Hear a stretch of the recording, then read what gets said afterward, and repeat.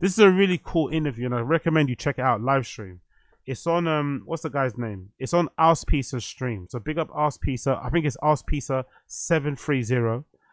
He streams now on Twitch, and he sat down with Mike DeRulo and Lucas Sabat, and they spoke about the old times. They spoke about their origin story when it comes to streetwear, when it comes to fashion and shit. It was really, really interesting. I got a lot of like info, a lot of lore was kind of shared, a lot of history was divulged, a lot of cool stories about certain link ups and stuff. Backgrounds around Supreme, backgrounds around fucking A$AP Rocky, Ian Connor's involvement in the industry, Heron Preston, Ye, loads of stuff. So if you're into that sort of stuff, I recommend you check out the thing. But one of the really interesting parts of the live stream was this section where they kind of speak about the Balenciaga Supreme collab that never came out. Now, if you weren't paying attention, if you weren't around, you won't know. But around 2023, 2022, there was meant to be a Supreme and Balenciaga collaboration. This was during the peak of fucking Balenciaga fandom and hype. They were meant to collaborate with Supreme. It didn't end up coming out. And if you're wondering why, it's because of that controversy regarding the fucking pedo bears or the stuffed bears, right? The whole controversy with Balenciaga doing that campaign where they had kids dressed up in Balenciaga holding these teddy bears that were covered in spikes and loads of bondage stuff. Now, it's obviously a play on the punk thing, Sid Vicious thing, you know what it is, but people weren't really aware of the kind of reference, and they kind of took it at face value and they thought it was something weird. But the thing that really fucked them, probably, I think, was that campaign they did, and I think it featured, was it Tilda Swinton? Or maybe it was Nicole Kidman. So this advert that came out, or this campaign that came out a few years ago for Supreme, for Balenciaga, kind of, essentially turned Balenciaga into the enemy of the people, because people assumed Balenciaga or Kering was, around doing pedo shit and kiddie diddling shit. And one of the campaign pictures had, people in the office lying around, sitting around, and in the background there were papers on the table. And when people zoomed in on the papers, some of the papers were relating to like child abuse court cases and all this sort of nonsense. It was really fucking weird. That coupled up with these pictures of kids holding these stuffed bears, right? These punk bears and shit. People weren't too happy with it, so they went crazy. So that was the main reason why the Balenciaga and Supreme collaboration failed or was cancelled. But the really interesting development that I heard, this is actually my favorite piece actually from the Balenciaga, the cancelled collection, that camo look. I wanted that camo look so fucking badly. And also, of course, that fucking box logo, right? That says Balenciaga on it instead of saying Supreme. That would have done, imagine if that would have dropped. I could imagine the queues around the block, the amount that would have gone for in terms of resale. Jesus Christ. But anyway, it didn't happen. It got cancelled. And Mike DeRulo essentially divulges why it got cancelled exactly, because he still, I think, works with Balenciaga now, or when Demna was there at least. So he kind of gives some information as to why that collaboration was cancelled. Someone said, is the Supreme Balenciaga real? Was it real? Yeah, it's real. Mike says it's real, confirmed. No, that shit's but real. I think they canceled that shit. What's it called? No, I gotta say something about that. Mike got his talking shit about that. Yeah. Once you get him started, he's locked in. This is passion, guys. It's his passion. It's his I gotta art. talk my shit. James Jebbia shut down the Supreme Balenciaga collab. He used the Balenciaga controversy as an excuse, but he never wanted to do it in the first place. He was very much against that collab. Because of the controversy. Not because of the controversy. He was like, oh, it's too fashion. It's like, bro, Supreme collabs with CDG, Yohji Yamamoto, and Margiela, and you're saying Demna is too fashion? That shit personally hurt Mike DeRulo. I mean, Shit, it was like, it was like James Jebbia said, "Fuck you" directly to Mike. You know what I mean? So interesting development, right? So James Jebbia personally cancelled that Balenciaga collaboration because he wasn't feeling it in the first place. Most likely somebody else on the team recommended they do a collaboration with Balenciaga, which would have made sense back then because, Balenciaga was fucking shit hot. It's still shit hot now, but 2022, 2023, Jesus Christ, that would have done fucking numbers in the streets. But James Jebbia wasn't a fan of it. And when he saw an opportunity to cancel it, when the controversy happened, he obviously pulled the plug on it and we didn't get it.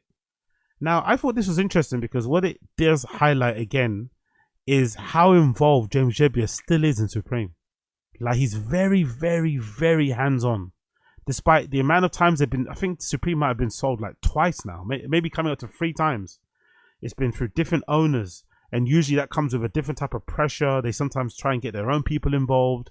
I'm assuming because he's a very astute businessman, he's probably worked in some deals to make sure he's always kind of the main figurehead. but he's also made a lot of money. That business has been sold for like billions, right? It probably generates millions, billions as well. So he could easily decide to kind of take a break, give somebody else a reins and go do his own thing. But it does go to show that probably the reason why Supreme is still, in my opinion, so relevant and definitely one of, if not the most important and best, streetwear brands of all time. I think there was a time where Bape could have been that, but when Nigo left, it kind of fell, off a cliff, and it hasn't been the same since. I think the best thing maybe Bape have done since Nigo left might have been, I saw some clip the other day of these like K-pop girls dressed up in all full Bape camo looks of a recent drop. I think it was like a full Bape camo shark hoodie look. But recently, most of the Bape shit has been horrible. IT company have destroyed Bape. Stussy has kind of had a resurgence, but again, it hasn't been long enough to be consistent. I think Supreme has been 20 plus years, 25 plus years of just non-stop consistency where every collection is essentially a 6 to a 7 out of 10. Like, the reason why it's that level is because James Debbie, the founder, is still involved. He's still hands-on. I don't think you could have that level of consistency in the game without his involvement. He has to be involved.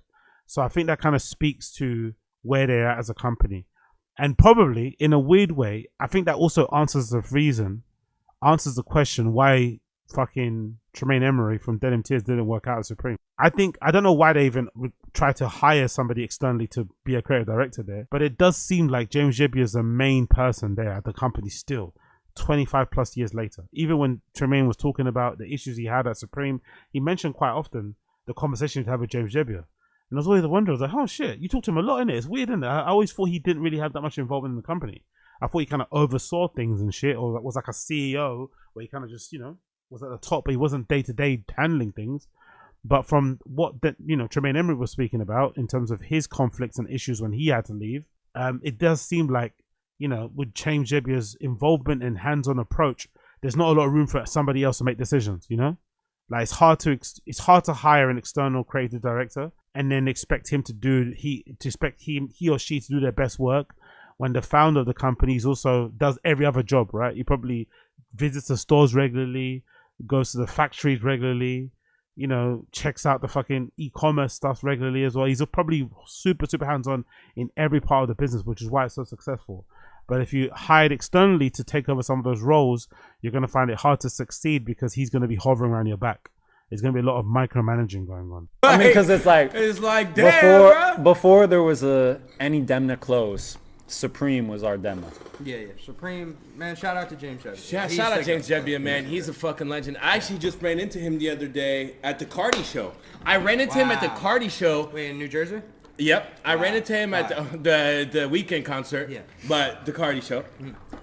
And he was there with his daughter, and his daughter was really trying to link James. And I remember, like, I was... Oh, yeah, I met her through Mr. Dove or something like that. Yeah. They're like homies. And so I seen... Oh, no, I was at a Supreme party the other night. I seen James watching Cardi. I'm like... No, I seen him backstage, like, by Cardi's room. I'm like... And I met him before, so I'm like, oh, shit, like, what up? What are you doing? He was like, oh, just here, my daughter loves Cardi. I just blah, blah. And I seen him, like, watch Cardi perform and, like, just be like, this shit's tough as fuck. You know what I'm saying? Like, and I think his daughter probably is I don't know. It's, like, not my place to say, but I feel like his daughter most definitely.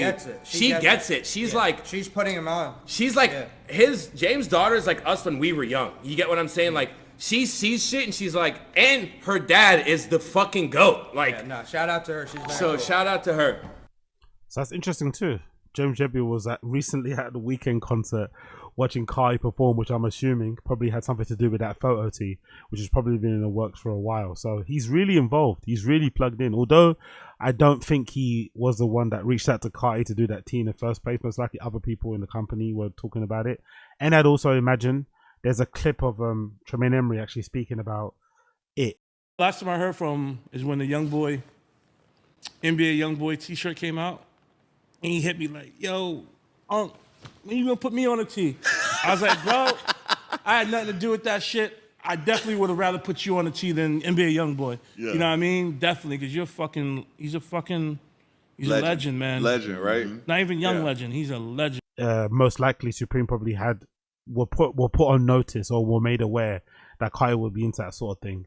And then, of course, you know, many years or a couple of years later, I'm assuming they kind of figured it out, and he's finally on the photo tee. But I think this little insight, this little tidbit, this little bit of law information has definitely given me an understanding of, and a far more, I think, has made me understand more why Tremaine was crashing out the way he was, because it looked like on paper he had like the dream job, right? Where he's running his own brand and in tears. He's got this fucking role at Supreme as a creative director. He's probably earning a few $100,000 a year. Got this cool job, the clout that comes from it, you know, blah, blah, blah, blah. But it's hard to do your best work when you're not really allowed to do your best work. You're not really given license to do your best work, permission to, room to do your best work, because the founder is just there, you know? And he's a big dude. He's a fucking legend in the game. You know, you can't exactly tell him to fuck off because it's his fucking company.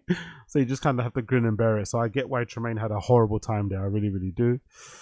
Big up fucking Carlton Littleton in the stream chat as well. Appreciate you. Thank you for the super chat, my guy. It says here, is it time to put Supreme on the shelf? Nah, no, never, ever, ever, ever. I'll probably review the fucking, the full Winter 25 collection probably tomorrow. But that full 2025 collection that's just dropped is pure fire. There's so much good shit in there.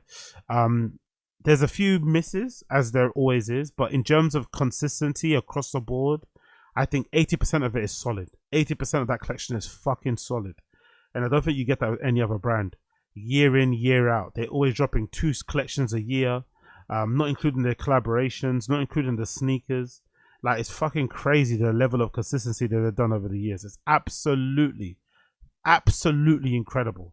The level of consistency that they have. It's really, really just crazy. Especially when you think about the amount of people that plagiarize, the amount of people that don't really have many cool ideas in the first place, the amount of ideas that have been fucking run into the ground, the fact that they still have the ability to come up with fresh ideas, fresh takes, fresh interpretations of streetwear without going down the annoying menswear fashion route and just giving you what you want in terms of great hoodies, great t-shirts, great bottoms, great sneakers, great graphics. You know what I mean? It's just, you can't go wrong with them. Bags, the hats are underrated, I think, personally for me.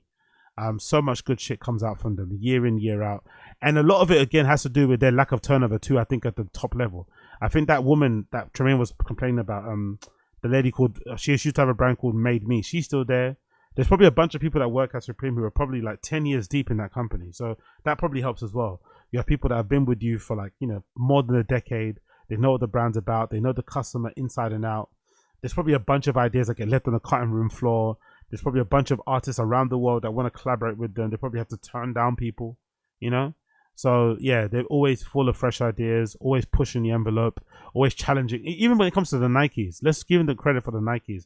Look at those horrendous foam posit slides they made a few years ago. I thought they were disgustingly ugly, but those things did pretty well. And again, challenging the consumer. Instead of just doing what they could easily do and win, they just challenge them by picking silhouettes and shapes that, you know, maybe people aren't necessarily keeping an eye on or aren't that a fan of, and then kind of push those out. You kind of got to give them credit for that. So I don't think it's ever time to put them on the shelf, because, and again, to be honest as well, you only put stuff on the shelf when there's a worthy adversary or there's a worthy successor, you know, to kind of take over from your plot. I don't think there's a single person, single brand out there that can take over their spot right now. Even Stussy that I like, I don't think they can operate on the level that Supreme is. At that level, I don't think they have it. So yeah, they're gonna be around for a long time. They're not gonna be on no shelf anytime soon, in my humble opinion. Big up Carlton Littleton. Big up Carlton Littleton. Big up Carlton Littleton. I appreciate the super chat.